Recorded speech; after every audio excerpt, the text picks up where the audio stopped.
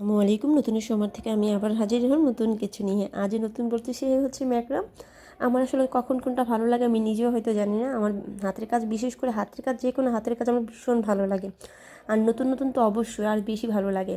তো প্রত্যেকবার চেষ্টা করি আসলে নতুন কিছু বা কোনো নতুন কোনো ইউনিক আমি কাজ করে দেখানোর। তো হয়তো ওইভাবে তৈরি করা বা সময়ের জন্য করতে পারি না।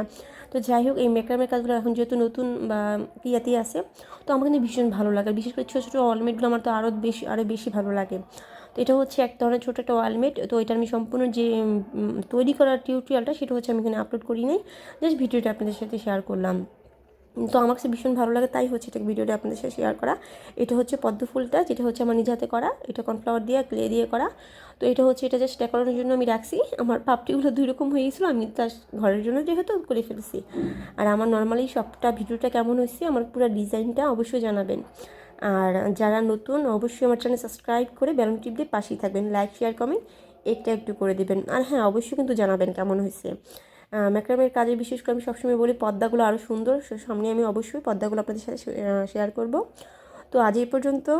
আর অবশ্যই হ্যাঁ, পাশে থাকবেন। তা আজ এই পর্যন্ত। আল্লাহ হাফিজ।